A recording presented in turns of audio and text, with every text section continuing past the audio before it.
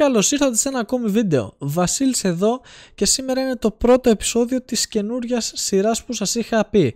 Τι θα κάνουμε λοιπόν σε αυτά εδώ τα βίντεο? Θα βλέπουμε κάποια κομμάτια και θα είναι μια ολοκληρωμένη πρόταση για ένα PC build, για ένα υπολογιστή. Θα βλέπουμε τα κόστη και τι κομμάτια ανάλογα το budget. Το σημερινό βίντεο αφορά τα 600 ευρώ. Θα δούμε δηλαδή ένα σύστημα που θα στοιχίζει συνολικά η κεντρική μονάδα 600 ευρώ, που πιστεύω είναι ένα αρκετά συνηθισμένο ποσό. Το βλέπω ότι το ζητάτε και συχνά, και μάλιστα τώρα που έχουν ξεκινήσει τα σχολεία, έχουν ξεκινήσει οι φοιτητές, 600 ευρώ για PC πιστεύω είναι ένα καλό σημείο για να τα κάνει όλα. Να παίζει και τα παιχνίδια του, να κάνει και τις εργασίες του. Αν και για παιχνίδια βλέπω να παίζετε περισσότερο παρά να κάνετε εργασίες. Αλλά οκ, στους γονείς θα πούμε εργασίες, δεν θα πούμε παιχνίδια. Οπότε σήμερα μαζί, δεν είμαι μόνος μου εδώ πέρα, μαζί με το kavadza.gr που με καβάτζωσε, φαίνεται, ναι, φαίνεται, καβατζώθηκα και εγώ. Θα δούμε τα κομμάτια και πάμε να περάσουμε στην οθόνη μου. Για όσους δεν το γνωρίζετε, το kavadza.gr είναι ένα ηλεκτρονικό κατάστημα, υπάρχει και σε φυσικό κατάστημα εννοείται, το οποίο ασχολείται με την τεχνολογία, και οι κατηγορίες που ενδιαφέρουν εμάς είναι εδώ οι ηλεκτρονικοί υπολογιστές αναβάθμιση, που από ό,τι βλέπετε έχει τα πάντα, και όσοι θέλετε να ασχοληθείτε φυσικά έχει και περιφερειακά και άλλες κατηγορίες για να τσεκάρετε. Εκεί που θα ασχοληθούμε και εκεί που θα πάμε εμείς είναι αυτό το κόκκινο κουμπάκι που έχει τον PC Builder. Το πατάω λοιπόν και μου ανοίγει αυτή εδώ η καρτέλα, που τι θα βρούμε εδώ πέρα? Ξεκινάει αρχικά με τα κουτιά. Βλέπετε εδώ πέρα την γκάμα που έχει, μητρικές, επεξεργαστές, ανάλογα τι θα επιλέξουμε, σκληρούς, ψήξη, φαν, οθόνη, πληκτρολόγια, ποντίκια αν θέλετε να προσθέσετε. Οπότε έχουμε όλα τα επιμέρους κομμάτια για να χτίσουμε τον υπολογιστή μας. Είπαμε budget 600 ευρώ. Για τα επόμενα βίντεο θα ήθελα να μου γράψετε εσείς κάτω στα σχόλια εδώ πέρα στο YouTube γιατί budget θα θέλατε να δείτε. Γράψτε μου, Βασίλη, θέλω να δω για 700 ευρώ, για 500, για 1500, για ό,τι ποσό θέλετε. Γράψτε μου κάτω στα σχόλια και που ξέρετε μπορεί στο επόμενο βίντεο να κάνουμε κάτι για το δικό σας budget. Εννοείται τα περισσότερα σχόλια ανά budget, αυτά θα είναι και το επόμενο βίντεο. Συνεχίζοντας λοιπόν σήμερα, βλέπουμε ότι έχουμε διάφορα κουτιά και μάλιστα κάποια είναι και αρκετά όμορφα, αλλά επειδή μιλάμε για χαμηλό budget, βασικά μεσαίο budget, δεν θα πάμε σε κάποιο πολύ ακριβό κουτί, θα πάμε σε ένα σχετικά όμορφο κουτί που το έχω χρησιμοποιήσει και σε παλιότερο build, και θα βάλω αυτό το Aerocool MIDI Shard Black, το οποίο έχει και λίγο RGB, έχει έναν προεγκατεστημένο ανεμιστήρα. Πάμε να το δούμε έτσι και λίγο καλύτερα. 3853, που πιστεύω είναι μια ok τιμή για το budget που έχουμε. Έχει και λίγο το καγκουριλίκι μπροστά. Ναι, μεν δεν έχουμε RGB ανεμιστήρια μέσα, αλλά δεν πειράζει. Έχει ένα 12 πίσω, plexiglass στο πλάι για να βλέπουμε μέσα, το τροφοδοτικό μπαίνει στο κάτω μέρος. Γενικότερα είναι ένα όμορφο οικονομικό κουτάκι που μάλιστα αλλάζει και το RGB, έχει κουμπί από πάνω που αλλάζει και το φέρνουμε στα μέτρα μας. 2 3,5 σκληρούς, 2 2,5 σκληρούς, 3 ανεμιστήρες μπροστά, ένα πίσω και 2 πάνω παίρνει. Είμαστε υπερκαλυμμένοι για το σύστημα που θα φτιάξουμε, οπότε επιλέγουμε αυτό εδώ για κουτί. Στη συνέχεια κατεβαίνουμε λίγο πιο κάτω και πάμε μητρικές. Μας έχει ένα σωρό και τις έχει αλφαβητικά ανάλογα με την εταιρεία. Εγώ θα επιλέξω, θα κατέβω. Κοιτάξτε εδώ πόσες έχει. Θα πάω λοιπόν στην Gigabyte, στην B450 Aorus Elite. Αυτή είναι εδώ, 8661. Να τη δούμε έτσι και λίγο πιο κοντά.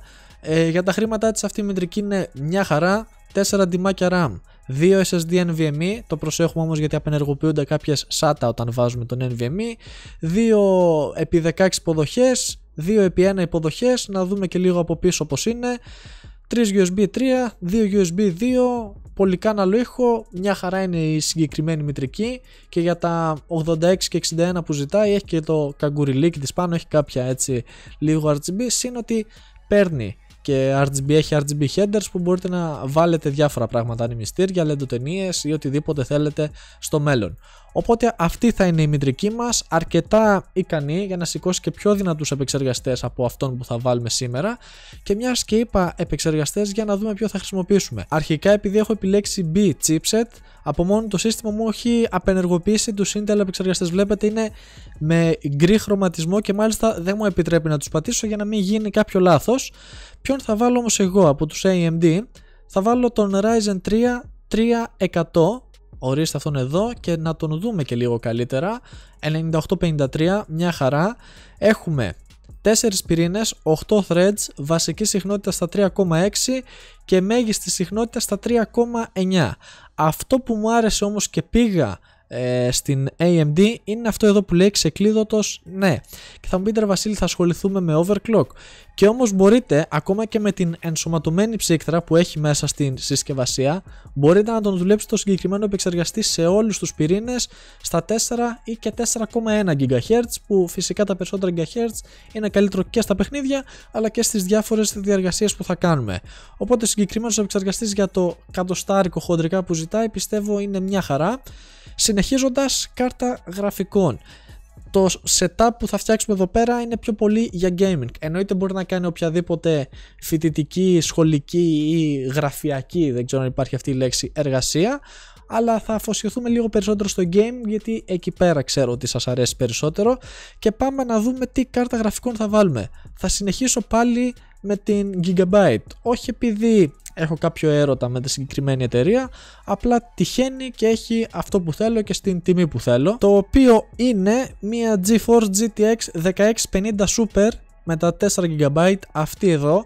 Και να την δούμε λίγο καλύτερα γιατί επέλεξα τη συγκεκριμένη κάρτα. Πρώτον, είναι μια αρκετά ικανή κάρτα και επέλεξα τη συγκεκριμένη έκδοση γιατί έχουμε δύο αρκετά μεγάλους ανεμιστήρες. Υπάρχουν και λίγο πιο οικονομικές εκδόσεις, είτε με ένα ανεμιστήρα είτε με δύο ανεμιστήρες, π.χ. της MSI, αλλά σε μικρότερο μέγεθος. Εδώ πέρα δηλαδή έχουμε καλύτερη ψήξη. Και πού θα μας βοηθήσει αυτό? Ή να παίζουμε τα παιχνίδια μας σε χαμηλότερες θερμοκρασίες, αλλά να ασχοληθούμε άμα θέλουμε και με λίγο overclock, έτσι ώστε να αυξήσουμε γύρω στο 10% της επιδόσης, όπως κάναμε και με τον επεξεργαστή. Οπότε η 1650 Super θα είναι η κάρτα γραφικών μας. Συνεχίζοντας, πάμε λίγο πιο κάτω και να δούμε τις μνήμες. Πάμε εδώ, ανοίγουμε, κατεβαίνω, θα πάω σε G-Skill, καθίστε τώρα να βρω λίγο τον κωδικό που θέλω και είναι αυτές εδώ. 16 GB στα 3258 και 33, να τις δούμε και λίγο καλύτερα. Απλές, δεν έχουν RGB, δεν θα ασχοληθούμε με RGB στο συγκεκριμένο σύστημα, πέρα από αυτό το λίγο που έχει μητρική και το κουτί. Δεν θα βάλουμε εμείς κάτι έξτρα, γιατί αυτό που μας ενδιαφέρει είναι οι επιδόσεις. Θέλουμε να έχει όσο το δυνατόν καλύτερες επιδόσεις. Εφόσον ικανοποιηθούμε από αυτό το κομμάτι, τότε αρχίζουμε και κοιτάμε για το RGB. 16 λοιπόν GB, 2 ντυμάκια 8 και 8 για να δουλεύουμε σε dual channel και την συχνότητα που θέλουμε για τους Ryzen επεξεργαστές 3200 MHz. Τσάκαρα κιόλας στην Gigabyte στη σελίδα της ότι η συγκεκριμένη μητρική που επέλεξα υποστηρίζει αυτόν εδώ τον κωδικό για να είμαστε σίγουροι ότι με XMB profile θα δουλεύουν στα 3200, οπότε είμαστε ok. Για τα σχεδόν 60 ευρώ είναι μια χαρά συγκεκριμένες RAM. Και συνεχίζουμε, πάμε λίγο πιο κάτω να δούμε τροφοδοτικό, το οποίο θα είναι από την Be Quiet, να το βρω πάλι, αυτό εδώ, το Power B9 600W, μια χαρά. Το συγκεκριμένο τροφοδοτικό το έχω και αυτό ανοιχτό, φυσικά έχει όλα τα καλώδια πάνω, δεν είναι κάποιο modular, αλλά ok, για το budget που και για τα χρήματα που ζητάει, για τα 58 ευρώ είναι μια χαρά. 80 plus bronze. Η Be Quiet είναι και μια αξιόπιστη εταιρεία, οπότε για το σύστημα που έχουμε φτάνει και περισσεύει, δηλαδή μπορούμε να κάνουμε και αναβάθμιση στο μέλλον χωρίς να χρειαστεί να αλλάξουμε τροφοδοτικό. Συνεχίζοντας, πάμε στους σκληρούς δίσκους και ο πρώτος θα είναι ένας SSD, NVMe SSD για την ακρίβεια, και μας τον έχει και πάνω στη λίστα, τον Adata XPG SX 8200 Pro στα 256 GB, ο οποίος είναι αυτός εδώ. Να δούμε και λίγο τα χαρακτηριστικά. 256 GB, 3.500 MB ανάγνωση, 1.200 MB εγγραφή. Εδώ μέσα θα έχουμε στην ουσία τα Windows. Εδώ μέσα θα μπει το λειτουργικό. 256 GB είναι υπεραρκετά να μπει και κάποιο παιχνίδι για όποιον θέλει να φορτώνει έτσι λίγο πιο γρήγορα. Αλλά επειδή θέλουμε και κάποιο έξτρα χώρο αποθήκευσης, θα βάλουμε και ένα μηχανικό σκληρό από την Western Digital. Κάτσε να τον βρω τώρα. Στο 1 TB, ο οποίος θα είναι αυτός εδώ, ο Blue 3,5 1 TB, μπορεί να είναι 5.400 στροφές αντί για 7.200 που είναι συνήθως. Νάτος, αυτός εδώ είναι.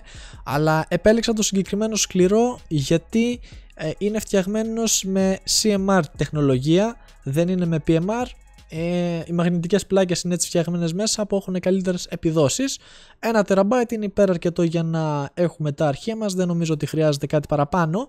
Και τέλος, για ψήξη, για λίγο έτσι έξτρα ψήξη, ναι με το κουτί μας έχει έναν 12 ανεμιστήρα στο πίσω μέρος, αλλά μπροστά δεν μας έχει κάτι, οπότε θα βάλω και έναν αρκετά οικονομικό εδώ πέρα 12 ανεμιστήρα, τον οποίο θα τον βάλουμε στο μπροστινό μέρος. Τίποτα πολύ βασικό, 4,5 ευρώ βλέπετε ότι έχει, 4,58 για την ακρίβεια, για να έχουμε έτσι λίγο καλύτερο airflow, εφόσον θα ασχοληθούμε και με λίγο overclock, όποιος θέλει να έχει έτσι μια λίγο καλύτερη ροή αέρα. Κατεβαίνουμε κάτω κάτω και βλέπουμε την συνολική αξία, 599 και 20, 600 ευρώ σας είπα, πιο κοντά δεν γινόταν να το βγάλω έτσι, για 80 λεπτά. Κάνουμε μια προσθήκη στο καλάθι, μπαίνουν όλα αυτόματα, βλέπουμε το καλάθι και μπορούμε πλέον να κάνουμε κανονικά την αγορά μας. Φυσικά όλα τα κομμάτια θα σας τα έχω εγώ σε link κάτω στην περιγραφή. Ναι μεν τώρα τα είδαμε λίγο μαζί, αλλά θα σας έχω βάλει εγώ και τα link από κάτω για να μην ψάχνετε έτσι πάρα πολύ. Οπότε αυτή ήταν η πρότασή μου για PC Build των 600 ευρώ. Νομίζω τα αναλύσαμε όλα. Είδαμε μαζί τα κομμάτια, ξαναλέω θα τα βρείτε κάτω στην περιγραφή. Ευχαριστώ το kavadza.gr που με τη βοήθειά του έγινε αυτό εδώ το βίντεο. Επίσης όμως δεν τελειώνουμε εδώ πέρα. Κάτω στην περιγραφή πέρα από τα πράγματα θα βρείτε Facebook και Instagram δικά μου. Ακολουθήστε με εκεί πέρα γιατί ανεβάζω έξτρα υλικό.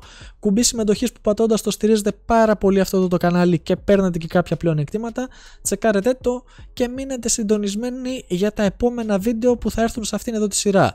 Θα ήθελα όμως για όσους έχετε μείνει μέχρι το τέλος να μου γράψετε, ξαναλέω, το budget που θα θέλατε να δείτε σε επόμενο βίντεο, δηλαδή τι σύστημα θα θέλατε να δείτε και με πόσα χρήματα, όπως επίσης αν έχετε να προτείνετε κάποια αλλαγή. Το καλό που έχει το YouTube είναι ότι μπορούμε να σχολιάζουμε και να συζητάμε πάρα πολύ απλά. Αν έχετε κάποια άλλη λίστα, πετάξτε δικά του στα σχόλια να την τσεκάρουμε μαζί αν αξίζει όχι και να συζητήσουμε το γιατί, το πώς και τα σχετικά. Αυτό ήταν λοιπόν το βίντεο για σήμερα, να περνάτε καλά και τα λέμε στο επόμενο. Γεια σας!